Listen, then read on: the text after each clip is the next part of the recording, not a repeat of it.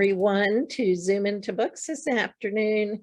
We are talking about Stormrise, a new book by multi-award-winning author Calvin B. Fisher with guest interviewer Burke Allen. So Burke, take it away.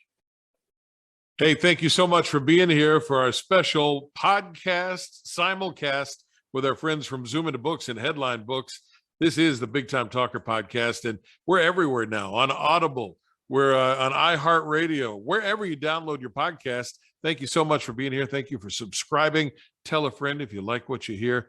And it's all made possible by speakermatch.com, the world's largest online virtual speakers bureau. In-person meetings are back. And now, if you're a virtual meeting planner or you're an in-person meeting planner, you can find a whole bunch of great speakers at speakermatch.com. And if you're a platform speaker, hop online and meet those meeting planners too, speakermatch.com. Today's guest is my pal, Calvin Fisher. We spotted Calvin a couple of years ago when he had self-published his introductory book, and it was so good that we talked with Calvin about Apocalypse Bounty and said, look, this is better than a self-published book. This needs to be put out by a real honest-to-goodness publisher. We think you got big-time potential. And sure enough, he got signed by Headline Books. Apocalypse Bounty, his debut book, won a whole bunch of awards. The next book in this series is called Stormrise, and it's set to debut soon. Calvin Fisher joins us on the Big Time Talker podcast. Hello, Calvin. Hey, Burke. Thanks for having me on the program. Excited to be here. Well, you've got to be pretty excited about the way this whole thing is coming out. A few years ago, you're a guy who had an idea, and now your second novel's coming out with the Independent Publisher of the Year. Your first novel won a whole bunch of awards. How's that make a young man from Minneapolis feel? It's hard to explain. It's one of those things where a few years ago when I started, I couldn't imagine being where I am today. Signing with a publishing house has been such an awesome opportunity. And, just that and a lot of the awards come in. I'm just super grateful to be here and really excited where we're heading with Headline Books. A lot of people who listen to the podcast or catch the videos online are writers, or they want to be writers, or they think I've got a book in me. I ought to do that. I wonder, because you're a relatively young guy, if there was somebody in your childhood maybe who encouraged you and said, you know what, you're good at this. Was there somebody like that? Yeah, I have to say, probably my mom is the number one supporter as far as that goes, which is, I guess, in some ways sort of a cliche answer, but she's always supported my passion for reading and writing, and always took me to the bookstore to get new books and sort of explore that the hobby and just sort of becoming sort of part of my life. So huge influence from her, and I definitely wouldn't be where I am today without her.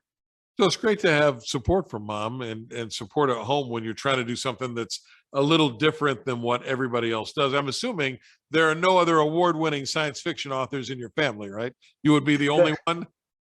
I'm the first. Yeah, I think I'm the pioneer in that field.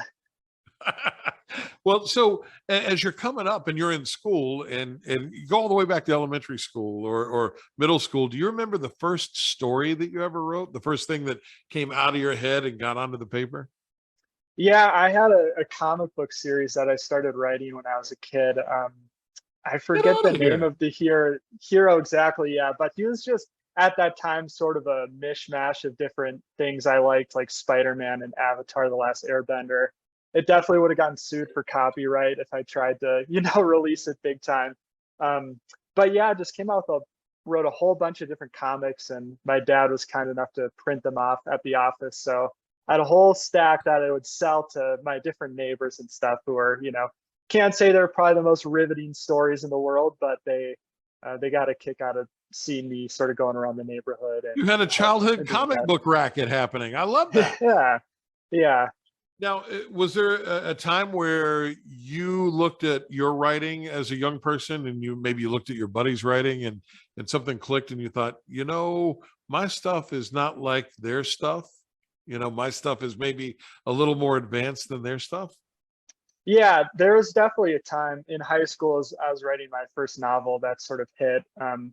I think I was sort of wrong in a lot of senses where I was like, oh, this is going to be the big time book. This one's going to, come out and do amazing. But I definitely wasn't at the level I sort of thought in my head I was at that point. But I think definitely in high school is when I started to realize, hey, this is something that I think if I keep at and work at, I could, potentially do full time as a living one day. And is that was that the goal even as a high school kid that you thought I'd love to be an author? I want to write for a living. Yeah, I think it was around freshman year of high school. So pretty early on, I knew that that was the direction I wanted to take my life and just sort of get my writing to the next level, trying to make a daily habit out of it and get sort of that workhorse mentality. The thousands of writers out there, but probably hundreds of thousands of writers, and it seems like everybody does it a little bit differently. But how did you sort of sharpen that saw? How did you keep getting better and better? You said, well, I thought I was better than I really was. So there needs to be some sweat that goes into that. So what did that sweat look like for Calvin Fisher? I think a lot of it comes down to the editing process. When you go back and reread your work, especially when there's been sort of a span of time since you first wrote it, like 2 or 3 months, you come back and it's a lot easier to see the chinks in the armor, so to speak, and just things can just seem so good when you write them down for the first time, but you can come back and realize how parts are clunky. And I think a lot of that is, oh, I'm writing in the same way a lot. I'm using way too many similes and things like that. And I think when you start to realize you have some of those bad habits, it becomes a lot easier in the future to avoid them if you sort of have that mental awareness to break some of those habits. Calvin Fisher's our guest today. He is the award-winning author of Apocalypse Bounty. Brand new book, Stormrise, is on the way soon from our friends at Headline Books. So when you went away to college, did you think I'm going to take, courses that are going to help me with my writing? And did you do that? I did, yeah. I think one of the most beneficial things for college writing is the creative writing seminars, where the biggest benefit you get is feedback, especially from your peers of, everyone reading your book and providing feedback. I think is one of the best ways to learn how your writing comes across to other people. Versus even, sitting in a lecture about writing. I don't think you get as much out of as that direct feedback and conversation. So how hard is that, though? I mean, look, these things are like your babies because, I'm sure it takes you months, years to write something, and then you kind of put it out there, and nobody wants to hear their baby's ugly, right? So was that hard for you to take that kind of feedback? For sure. I think it's definitely hard to get negative feedback in sort of any capacity. But I think it's something I, as a writer, realized that pretty early on that you need to have a thick skin going about it, that you can write, the best story ever, and there's still going to be people who just absolutely hate it. There's probably a ton of people out there who hate the movie Citizen Kane or things like that, even though it's like regarded as one of the best movies ever. So I think part of that comes with the territory, as well as knowing that what you learn, when your first book or two comes out, that feedback can help you write better books in the future. It's not all over when your first book comes out, and that feedback's just the best way to improve. When you sit down to do improvements after people say, I didn't really like that, how do you delineate between, personal preference, as you mentioned, you're not going to be everybody's cup of tea, and real usable stuff that you can go back to make your writing even better? How do you do that point of differentiation? Well, the best and easiest indication is when that feedback is coming from multiple people. If multiple people give you that same piece of feedback, that's a really good sign of, hey, something is wrong here that sort of transcends their personal opinion. And also just if there's things that you have a gut feeling that are great about your story, or things that you think are pretty strong about it, and someone gives a criticism about that specific part you're really proud of, that usually can be a sign of, hey, it just didn't click with them. You can sort of have to be careful with that, because you can arrive at a place where you're just dismissing criticism outright that is valid. But I think sort of with time and as, books come out and as you get more feedback, you sort of get that intuitive sense of, hey, this is something that applies to one person versus this is something I need to go back to the drawing board with. Our buddy Calvin Fisher, our guest today on the Big Time Talker podcast. And I don't want to give you a big head, but a lot of people are saying you're like the hotshot young sci-fi dystopian thriller writer. And when you hear that, do you give it that Midwest, oh shucks, I don't know? Or do you think maybe they're onto something? Maybe I really can do this for a living for the rest of my life. I guess I'd say it's always been the dream to do it full time as a career. And I think I've got to have that hope that I do have the potential to reach that point. So I see it as pretty validating in a lot of that sense, but also careful not to get a big head about things. Every book you've got to treat with that same critical eye and realize that you're not always the big hot stuff. And you've just really got to be careful to give it everything you can every time. You got married recently, and I'm wondering, did you get the support at home from the missus, or is she like, hey, you long-haired guy, get a real job, get out of the house? She is super supportive, and she provides some of the best feedback. I'd say she can go really in depth with it. Sometimes a little. Is she brutal? Yeah, she's pretty brutal. Sometimes a little too much. Where it's like, oh, that hurts a little bit. But I think I'd rather have it come from her before the book comes out than afterwards when everyone's like, hey, this really needed to change. And at that point, it's too late. The book's already out. I always appreciate getting feedback before it comes out, obviously, because then I can go and fix it. I think that's one of the hardest points is when you get valid feedback that is correct, but there's nothing you can do about it that go around. When a book's out, that's usually sort of the end of it, so to speak. So when I talk to writers, Calvin, I talk to a lot of folks who write nonfiction, or maybe they write about politics or current events, but you're in a whole different world, and literally a whole different world.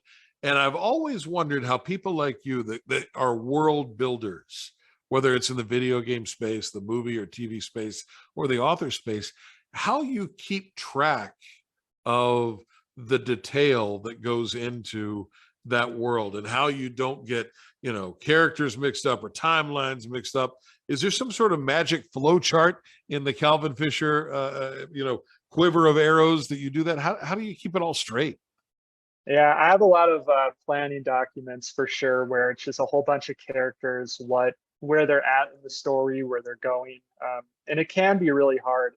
And I think as one of those world building writers, it can be one of the biggest fears where someone will just point out, hey, here's this big glaring hole that makes everything completely fall apart like a deck of cards. But I think a lot of it comes down to, with my first book especially, with this post-apocalyptic world, a large part of it is this toxic gas that, everyone has to deal with and live with. And being able to orient a lot of how the society is built around that feature, I think it gave it sort of a grounding anchor that made it a lot easier to figure things out and keep it consistent. Is there any truth, Calvin, to the rumor that's going around that you based the whole toxic gas on your college roommate? Is there any? Luckily not. That sounds like that would have been a miserable time if that was the basis for it. Not a page turner that any of us need, huh? Yeah, sounds like a nightmare to me.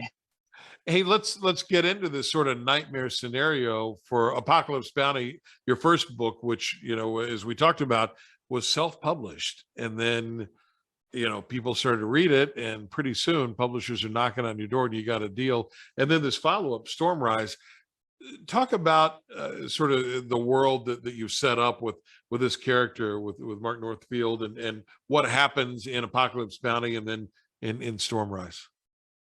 Yeah, so what's really cool is a lot of the world building in the first book was around the city of Cumulus, which sort of in the region is kind of the one big city left. And it was really cool to see how this city adapted to the toxic gas and just the different things that came up. Like, one of the details I kind of liked was they'd have a lot of neon signs sort of at the lower levels where the gas was the thickest. So people could see a lot easier the different signs and things like that to go to a restaurant or bar. But because of that, it had this really like hazy kind of tacky look. And in the second book, Northfield is brought to the other network region. The network is sort of this big, sort of shadowy organization that spans what's left of the United States, and there's different groups of it.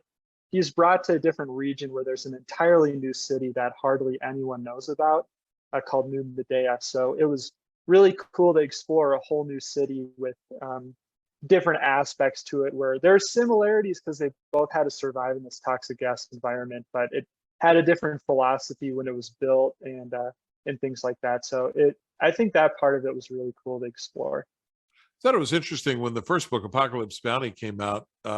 It was during the early days of the COVID-19 pandemic, and nobody really knew what was happening there. And there were some similarities between this thing that came out of your head and what eventually happened in the world. And you wrote Apocalypse Bounty before any of the pandemic, right?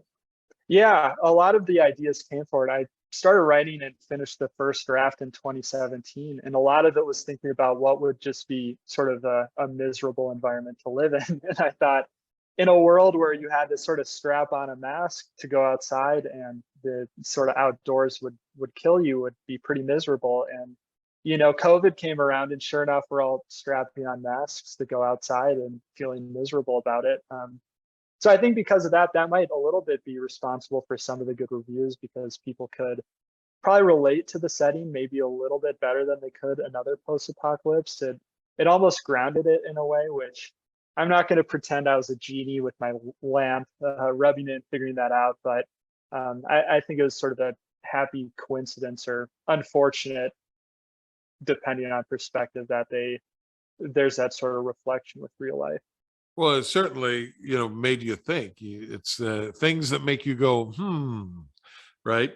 The books are Apocalypse Bounty. The brand new one is called Stormrise. It's due soon from Headline Books. Award-winning author Calvin B. Fisher is our guest on the Big Time Talker podcast. So you have questions for Calvin, you want to find him online. The website is calvinfishermedia.com. He's a regular blogger, also working on a screenplay that I want to ask you about in a minute. How much of Mark Northfield is Calvin Fisher, and how much of Calvin Fisher is Mark Northfield, your central character? That's a great question. I think a large part is this sort of wry humor he has, I think was a nice sort of way to express myself, as well as just some of his outlook and views on the world, where I think places I could relate to him a lot. A lot of the inspiration too came from the Spider-Man comics I read growing up. He has a lot of similarities to Peter Parker, especially with his conversations with God and the spiritual parts he had in there. So I think it's just sort of a meshing of different parts of, me, as well as that character, and sort of various other inspirations, and just some stuff pulled out of thin air too. You mentioned Spider-Man. I know you're a big comics guy. These books, I'm sure you'd love everybody to read them, but I think they resonate well with comics fans too. I think there's some similarities between these and great graphic novels, and yet you don't have that visual aid of the comics. And there's all kinds of talk, Calvin, about how younger people, especially younger guys, don't really like to read as much anymore, unless there's that visual component or there's that video game interactivity. So I'm wondering if that was in the back of your head when you're writing these books, in terms of how to overcome it. For sure. I think sort of my background as a big comic book reader, there's a certain way I like things visualized when reading a book. I like when there's enough there to get sort of this very nice, I almost like to describe it as a watercolor painting look of what's going on. But at the same time, you don't want to bog people down with paragraphs and paragraphs of detail. You want it to sort of be as short and striking as you can to give people a clear image and then move on. And I think that reflects the comic book reading experience, because you look at the image, you grasp it, take it in, and then you usually move on to the dialogue and read that, move on to the next panel. And I think it's not something I guess I've consciously thought about, but now that you brought it up, I think my writing probably reflects that as far as sort of an image being painted, getting to sort of the action dialogue, and then painting the next image. So I do think the writing was aimed at people who do love post-apocalyptic science fiction settings or just a good character story, but people who may not want to be bogged down by all the detail overwhelming you can usually get from the genre. I tried to pace it a lot more like a thriller. With that first book, Apocalypse Bounty, I wonder if you've thought, and maybe you have a Stormrise too. Have you ever thought about making it into a comic or a graphic novel, because that's a passion point for you? And you know, those DC Marvel guys, they do pretty good with things. I have, yeah. I think a graphic novel adaptation would be perfect for this story, and I think it could have some really awesome art. I think just the thing with a comic book is you just need to find the right artist for it. It's sort of more of a team effort. So I would love to do that someday, but I think it would just be, you know, connecting with either the right people to get the right artist or right publisher, you know, things like that. You also did something that a lot of authors dream of, and that is you got this big time New York City based voiceover actor, Vince Caruso, to be the voice of Mark Northfield and do an audiobook of Apocalypse Bounty. That's pretty cool stuff. Yeah, I've just been blown away by the work Vince has done on it. He's just been such a pleasure to work with. And when listening to audiobook, I'm so impressed by how he can flip between different characters and get the essence of so many. It's really been a treat to work with him. And I think people who like audiobooks, or even if you want to try one for the first time, I think you'd get a lot out of this book and Vince's job on it. And you can find that, I guess, at Amazon.com, Audible.com, and also find Calvin at HeadlineBooks.com as his publisher. When you listen to your audiobook, I'm trying to put myself into your brain a little bit. This is somebody who's performing stuff that came out of your head, right? That's got to be a sort of a mind-bending kind of situation. It's surreal for sure. I think like you said, seeing someone else's interpretation of your work is an experience that I don't think you really get used to or understand until it really happens. And I would, yeah, especially the first couple of chapters I heard, it was a really, I don't know how to describe this aside from almost out of body experience where you're listening and like, this is out of my head, but someone else is performing it. It was really awesome. Hey, these books, you know, they take place in this dystopian future where things are not good. You can't breathe the air. You got to wear the mask. When we all had to go through that in real life, to a certain extent, clearly there are differences in that world and the one we were in. But why in the world do you think people were so drawn to that story when they had to put up with the nonsense in real life, you know? I You'd think people want to get away from it, you know? Yeah, I think there's also something people really gravitate to when they see characters thrown into some of just the worst situations, especially ones they deal with, and seeing them persevere and I guess problem solve and figure their way out through. It can be a really great form of escape, as well as just sort of ability to reflect and figure out how you can sort of overcome those problems in your own life. So I think ends up being sort of a really good way of dealing with it. And luckily, I think the world presented in my book is different enough where it still feels like an escape. I think usually those similarities aren't so close to home where people start thinking of the real world right away. So Calvin B. Fisher is our guest today, and this is a guy that Sci-Fi and Fantasy Magazine says is an author to certainly keep an eye out for. Journey Planet calls Apocalypse Bounty, Calvin's first book, a fantastic and impressive work. The new book is Stormrise, and central character Mark Northfield is back at it. He has lost track of time. It starts in this really dark, dank prison scenario. Tell me a little bit about Northfield for folks who've not read the books as a guy. I mean, he's essentially a regular guy. Yeah, he is definitely down to earth. He has a lot of struggles, especially in this world. He's trying to figure out what the right thing to do is, but in all the grim difficulties, he just has a tough time finding where to take his next step. And I think that's sort of a message that readers can really relate to, as well as he profoundly misses his wife and is sort of still dealing with that and likes talking to her in his head, and usually has a lot of just wry, interesting conversations with her and God, and is a way he can sort of process what's going on. And I think sort of those elements are things that you don't really see too much in other characters, especially in this sort of genre. And I think it's sort of a form of character in writing that readers have seemed to really be connecting to. This may be a tough question for you, but to help potential readers who are not familiar with your stuff sort of visualize what they're getting into, because it is an investment, right? An investment of time if you pop down on the couch and you want to read a Calvin Fisher book. So let me put it to you this way, to help people decide whether you're for them. If you like blank, you'll also like Apocalypse Bounty. If you like blank, you'll also like Stormrise. Who would you compare your stuff to?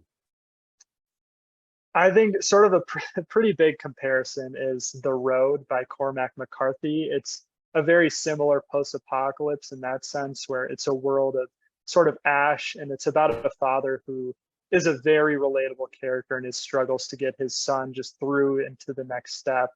And I think you can really see that in Mark Northfield's journey, where he's just trying to take the right step, just one at a time. I also think if you like, I think especially if you like sort of comic book characters, if you really like the character of, Captain America or Spider-Man, just sort of those noble characters who are put in really tough moral quandaries, you get a lot out of this book. And I think it goes at a pace that sort of reader would really appreciate. And yeah, if anybody likes video games and they really connect with post-apocalypse settings like Fallout or The Last of Us, I think it would be a great draw. What happened to those Fallout guys? They did a game about my home state of West Virginia, and it was not well received. Broke my heart. Yeah, not at all. But the Virginia environment was beautiful, at least. So they got that right. It So looked good. You could take a little. It was not as much fun to play. Yeah. So when you're not writing, are you a gamer? Do you still sit down and do some gaming on a regular basis? I do. Yeah, it's a hobby I definitely enjoy. Between my desire and love for writing and drawing, I managed to somehow squeeze some of that in. And yeah, I'm usually drawn to worlds people create. So the fantasy genre and post-apocalyptic dark are usually my big draws with that too. Is that part of the inspiration? Where does the inspiration come from to sort of get those creative juices flowing? Is it video games? Is it movies? Is it TV? Where do you draw from? I'd say video games is usually one of the big draws for my creative work, just because I think being able to very, I guess, visually see a setting and explore it and sort of touch and feel it is really compelling. I think especially sort of the post-apocalyptic landscapes of games like The Division and Fallout were, really inspiring, and they played a little bit of the part in wanting to write a sort of post-apocalyptic setting. The environment just really captivated me. Calvin B. Fisher's brand new book, Stormrise, available for pre-order now from Headline Books. Your publisher, so high on you, entered you for some awards, and you won some pretty big-time awards. So tick off a couple of those for us. Yeah, so I think one of the biggest was the honorary mention I got at the 2021 California Book Festival, Southern California Book One. So that was really cool to see, and just to get acclaims that way. So the movie people, the Southern California, the Hollywood people, they may be looking at these books. How great would that be to see Apocalypse Bounty or Stormrise or a mashup of those two on the big screen? Would you dig that? Oh, of course. I think it's hard to find a writer who wouldn't. I do think too, sort of with a lot of those comic book and visual influences, I think it would be an environment and sort of story that would lend itself really well to the big screen. And I'd really love to always get more people introduced to the world and have it connect with more people, because some people really connect to books, but some people really connect to other mediums. So I'm always open and happy to expand and broaden those horizons. You know, those movie people, they're bad to come in and want to fiddle around with the story a little bit, though. They may say, oh, you know, this is really good, but I think, you know, Mark Northfield should be Mark South City. And, you know, it doesn't need to be in the future. Maybe this happened during Prohibition in the 1930s. So as a guy who has 100% ownership of this thing now, I mean, your publisher made very few minor changes to it. Would it be tough for you to give up some of that sort of ownership and let somebody else deviate from the story? Yeah, it would be really tough. I think you just have that reticence to see anything with your work change because you spend years on it and you make all these super deliberate decisions that you make for a reason. Yeah. I think sometimes those choices directors and producers make for film are the right call. Just not everything can translate super well to the big screen. I think sometimes things are changed that are certainly not necessary. So it's one of those things where I think if I was had the grace to get to a point where someone was considering making a movie with it, I think I'd take it in stride. And once I get to that bridge, I'd hopefully have to deal with it. You know, I certainly have some lines that I just wouldn't be comfortable with them to cross, but I try to be as open-minded as possible. Do you, when you write these books, do you cast them visually in your mind? In other words, do you know, if you could wave a magic Calvin Fisher wand and cast a Mark Northfield, who that actor would be in an ideal world?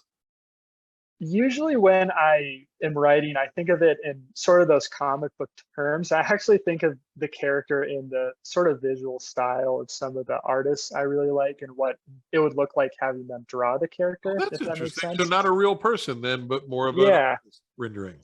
Yeah, so usually I think there's sort of two comic book artists, Mark Bagley and another guy named John Romita Jr. And I just sort of picture the characters and what they look like in their stylings. As sort of the book's gone on and come out and more people have asked who I think the actor would fit it. I think one of the best who I've seen who has a lot of range and would be good with it is Wyatt Russell.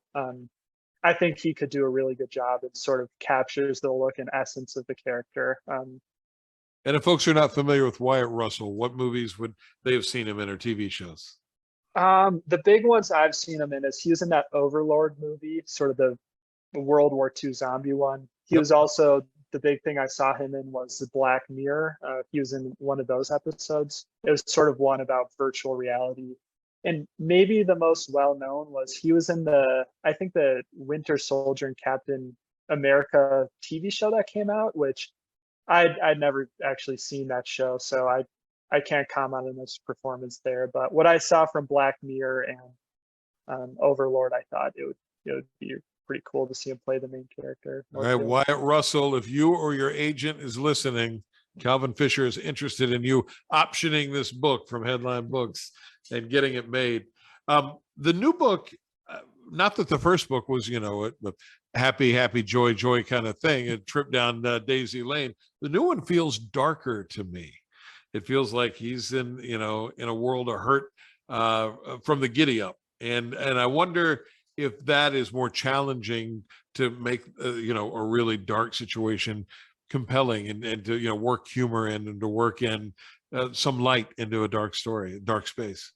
Yeah, I think it definitely starts in a lot darker place than the first one, because the first one, for readers unfamiliar, did end in a pretty tough spot and things got really hard for him. There were sacrifices, his friends were lost. He ended up getting caught by this organization, the network, who's understandably pretty angry with him at the end of the first book. So just from there, he is in a really tough space. But I think that's part of what's compelling is it's not just sort of wallowing in this despair, at least not for long. It's about him sort of facing all these odds at his feet and just, as I was sort of saying, taking it step by step, just trying to find his way in this new environment in this new city where everyone's hunting him down and just trying to survive and just try to do something right in the world. The rub on a lot of sci-fi fantasy books is that they're story driven and not necessarily character driven. And if you talk to 9 out of 10 readers, they really are compelled by the characters of the book. And I wonder how you, as a guy who's creating this fantastic world, get readers emotionally invested in Mark Northfield as a human being, to get them to care about that character. What do you do to make that happen? I think the biggest thing is just having an honesty and earnestness when writing, presenting them as a human first. And it can be a little tough for the plot sometimes, sort of working through some problems writing, because you want the character to act as naturally to themselves as you can. And sometimes like, oh, I really want to take the plot this way, but he just wouldn't do that. And I think that's what takes a lot of people out, a lot of movies and TV. Probably the biggest thing past any big plot holes is when a character does something completely out of their Outside normal their character, behavior. right? Yeah, just to take the plot in a different direction. And I think audiences see through that in a second. Like, you can't pull the rug over on them that way. So when I'm writing him, one of my goals with him is just to make him the most sort of earnest character that there can be. And I think with the first book, that's really struck a chord with people. It's interesting you say that, Calvin, because there's all the the knocks on young people that younger folks don't have the same moral compass that their forefathers did. And of course, every generation says that, you kids, get off my lawn. And yet some of the most compelling stories that are out there and the most highly rated, like, for example, the new Jack Reacher series on Amazon Prime, is about this noble, earnest hero, much like Mark Northfield. And I wonder what it was to you that made you want to develop that kind of guy, a Captain America kind of guy. There's still a place for those kind of heroes today. I think a big reason was exactly for what you described. Is it feels like with writers today, there's just a lack of characters like that. And even sometimes when characters are trying to be written in a noble way, there's just something so off where they'll do something, I guess, morally abhorrent, that sort of the writer treats it as something morally right. And I think that really off-puts readers.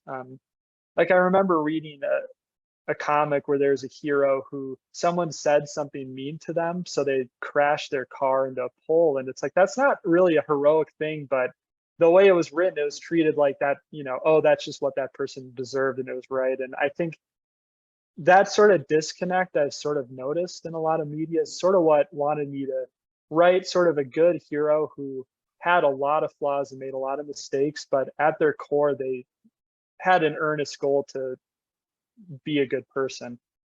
We have gotten away from some of that, I think, with our sports figures and our entertainment figures, and certainly here in Washington, D.C., our politicians.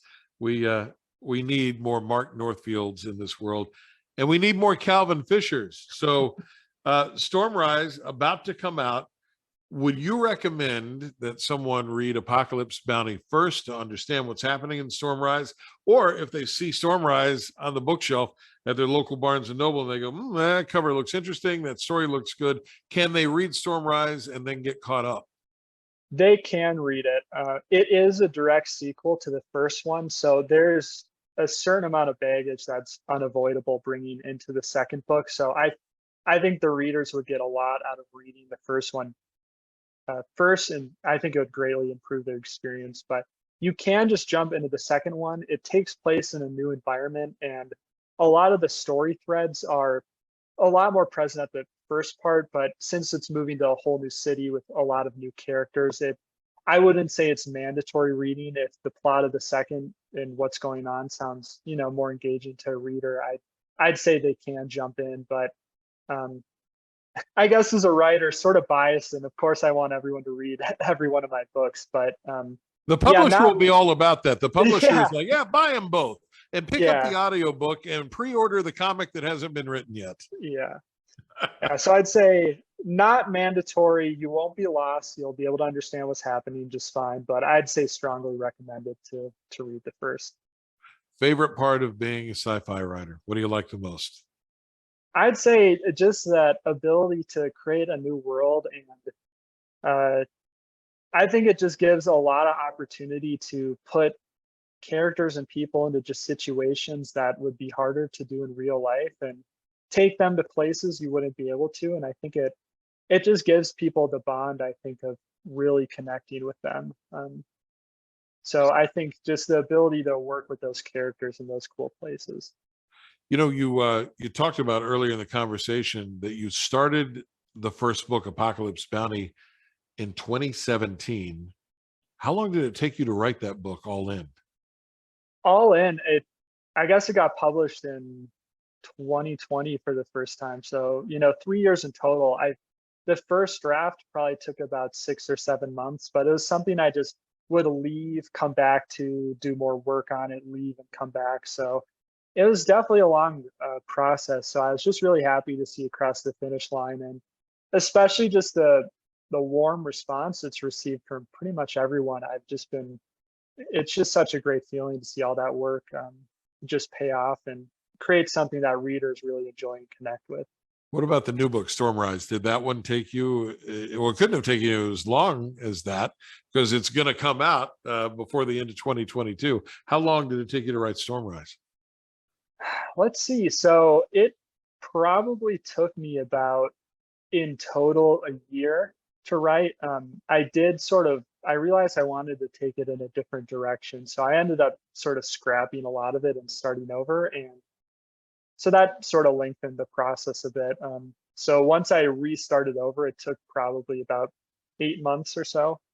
So yeah, definitely, I think just as you get more experience writing and go through the process of publishing a book, you becoming more familiar with everything and knowing sort of where a book needs to get to before publishing, I think just you learn to go quicker.